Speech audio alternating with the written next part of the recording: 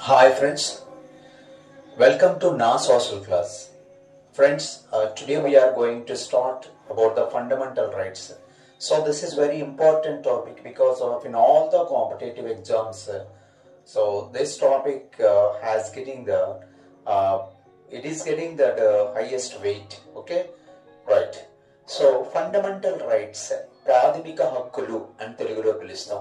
ఈ ప్రాథమిక హక్కులు అనేవి మొట్టమొదట the fundamental rights are enshrined in part 3 Indian constitution లో పార్ట్ 3. ఓకే, పార్ట్ 3 లో ఫండమెంటల్ రైట్స్ అనేవి ఉంచడం జరిగింది. From 12th article to 35 articles, 12 to 35 articles. Friends, already I told to you the previous videos about the articles. Total articles 448, but according to 2025 the total articles are 470. Okay అండి, మనకి కొన్ని books లో 448 అని చూపిస్తుంది, కానీ ఇప్పుడు రీసెంట్గా అంటే రీసెంట్ ఇన్ఫర్మేషన్ కరెంట్ ఇన్ఫర్మేషన్ ప్రకారంగా 470 articles are there according to 2025. So ఇక్కడ fundamental rights are being in the part 3.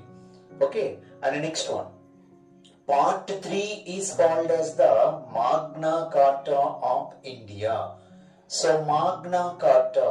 Now, so we must learn about the Magna Carta. Magna Carta ante enti sir? Ee Magna Carta anedi issued by King John of England in the era of 1215. 1215, the King John, so he was issued that Magna Carta. It was the written document relating to the fundamental rights of the citizens. Okay అండి, so ఈ మాగ్నా Carta అనేది పౌరుని యొక్క ప్రాథమిక హక్కులకి సంబంధించింది. Okay, so Indian మాగ్నా కార్టా అని దేన్ని పిలుస్తారు sir అంటే part 3 according to Indian constitution. So మనకున్నటువంటి పార్ట్స్ లో పార్ట్ 3లో ఫండమెంటల్ రైట్స్ అనేవి ఉన్నాయి. So because of this reason only, part 3 is considered as the Magna Carta, and it was a written document related to it. It was the first written document. Okay అండి, మొట్టమొదట ఈ మాగ్నా Carta అనేది ఎక్కడంటే one of the king John issue చేశారు ఈ మాగ్నా కార్టాని England లో 1215th year లో. So next one, ఇప్పుడు నా we are going to learn about the fundamental rights. ఎన్ని ఉన్నాయి సార్ అంటే 6 ఉన్నాయి, but at the time of preparing the constitution the real fundamental rights were 7. One right we deleted from the fundamental rights, which was called as a right to property. So right to property అనే హక్కుని మనం delete చేసామండి.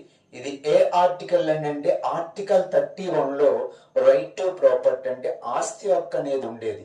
దాంతో 7 fundamental rights ఉండేవి. So దీన్ని ఎప్పుడైతే delete చేసామో 1978 లో అకార్డింగ్ టు 44 అమెండ్మెంట్, ఓకే అండి, 44వ రాజ్యాంగ సవరణ చేసి 1978లో మనం ఆర్టికల్ 31 ఇచ్చే రైట్ టు ప్రాపర్టీ అనే దాన్ని డిలీట్ చేసాం. సో అప్పటి నుంచి ఇప్పుడు ఎన్ని ఉన్నాయి సార్ అంటే fundamental rights 1 2 3 4 5 6 type of fundamental rights are there. ఇప్పుడు చూద్దాం క్లియర్ గా. The right to equality article 14 to 18 articles. Okay అండి, నెక్స్ట్ వీడియోలో మనం ఇది చేయాలి. ఆర్టికల్ 14 ఏం చెప్తుంది, 15 ఏం చెప్తుంది, 16 ఏం చెప్తుంది, 17 ఏం చెప్తుంది, 18 ఏం చెప్తుంది. So right to freedom article 19 to 22, right against exploitation article 23 to 24, right to freedom of religion article 25 to 28, cultural and educational rights 29 to 30 articles, right to constitutional remedies article 32. So ఈ రైట్స్ అన్నిటినీ కూడా protect చేసేది అంటే article 32 అండి, which is called as a right to constitutional remedies. Friends, so ఈ 6 rights ని మనం ఈజీగా ఐడెంటిఫై చేయడానికి నేను ఒక కోడ్ ని క్రియేట్ చేసాం. మన ఇష్టం, మనం ఏదైనా చేయొచ్చు. సో ఇదేంటి సార్ అంటే free AC, AC free. So ఇక్కడ ఎఫ్ అంటే right to freedom, and next one right to religious freedom, next one right to equality, next one right to educational and cultural right, next one right against exploitation, next one last one right to constitutional రెమెడియస్.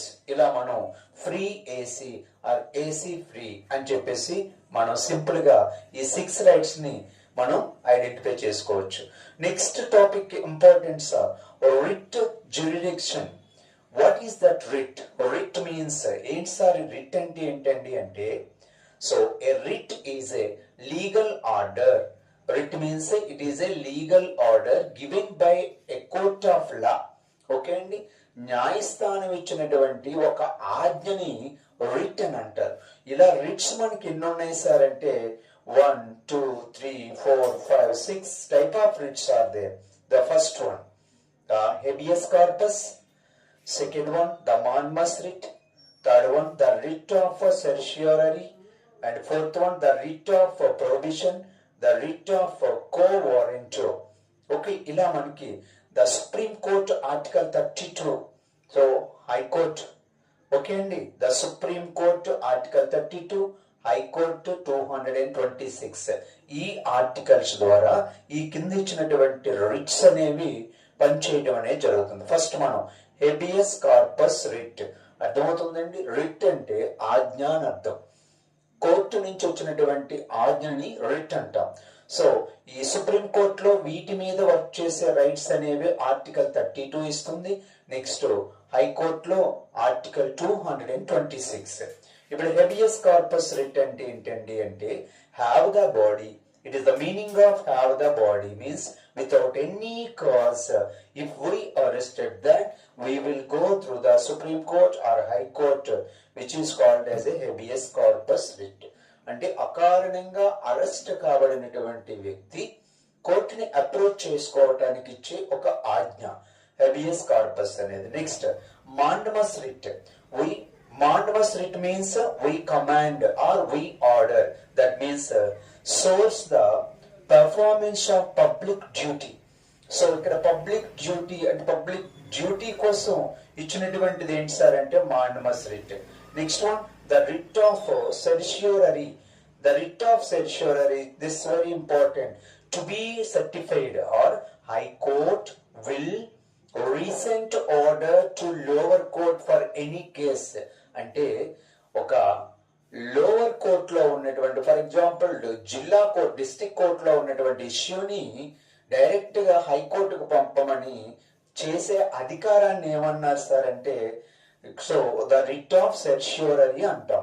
For example ఒక case అనేది హైకోర్టులో జరుగుతున్నప్పుడు direct గా supreme కోర్టుకు వెళ్ళిన తర్వాత supreme court given order to the high court to send that case.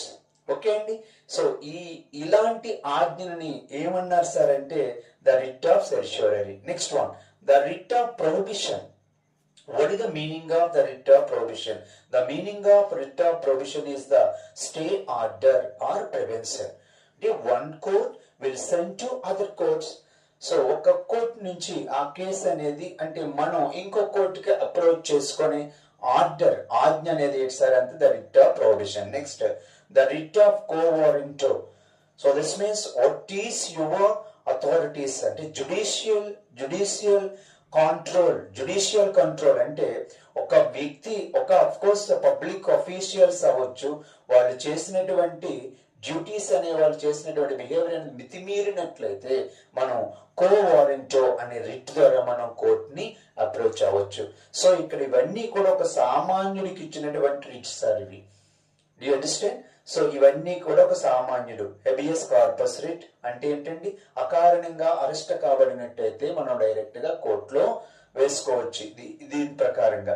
Next mandamus writ. This is one of the commander అండి source of performance of public duty. And the writ of certiorari to be certified or higher courts will send order to lower court about that particular any case. Next to the writ of prohibition, it is the stay order or prevention. And one court will send to the other courts. Next, the writ of covenant, what is your authority about judicial control, which is called as judicial control. ఇలా మనకి ఎన్ని రకాల writs ఉన్నాయండి? 1, 2, 3, 4, 5. 5 type of writs ఉన్నాయి. So 1 to 6 type of fundamental rights అనేవి ఉన్నాయి according to articles also. So friends, ఇక్కడ మనం 12 to 35 అన్నాం. ఆర్టికల్ 12 ఏం చెప్తుందండి అంటే state for the part 3. So ఇవి మూడవ భాగంలో ఉన్నవి అని చెప్పి తెలియజేసేది ఆర్టికల్ 12. ఆర్టికల్ 13 ఏం చెప్తుందండి అంటే లాస్ ఇన్ ఫోర్స్ బిఫోర్. ఒకవేళ ఫండమెంటల్ రైట్స్ కి వైలెంట్ అయితే, ఫండమెంటల్ రైట్స్ కి ఉల్లంఘన జరిగినట్లయితే ఇండియన్ కాన్స్టిట్యూషన్ ప్రకారంగా ఒక చట్టం అనేది తీసుకురాబడుతుంది అని చెప్పేది ఆర్టికల్ 13. సో ఆర్టికల్ 31 ఏంటంటే రైట్ టు ప్రాపర్టీ. సో దీన్ని ఆల్రెడీ మనం డిలీట్ చేసాం 1978 లో 44 అమెండ్మెంట్ ప్రకారంగా. సో ఇక్కడ ఆర్టికల్ 34 ఏంటి సార్ అంటే రిస్ట్రిక్షన్ ఆఫ్ ఫండమెంటల్ రైట్స్, ప్రాథమిక హక్కుల మీద కొంచెం నిషేధాలు లేదంటే కొన్ని లిమిట్స్ అనేవి ఆర్టికల్ 34 లో ఉన్నాయి. Article 35 grants in fundamental rights in the parliament. So parliament లో ఫండమెంటల్ రైట్స్ కోసం మాట్లాడడానికి ఆర్టికల్ 35. సో ఇలా మనకి ఫండమెంటల్ రైట్స్ అనే total fundamental rights 12 to 35 articles లో ఉన్నాయి. ఓకే అండి. So this is the small information about the fundamental rights. Main magna carta అనే యాక్ట్ ని మనం మర్చిపోకూడదు. Okay, thank you so much.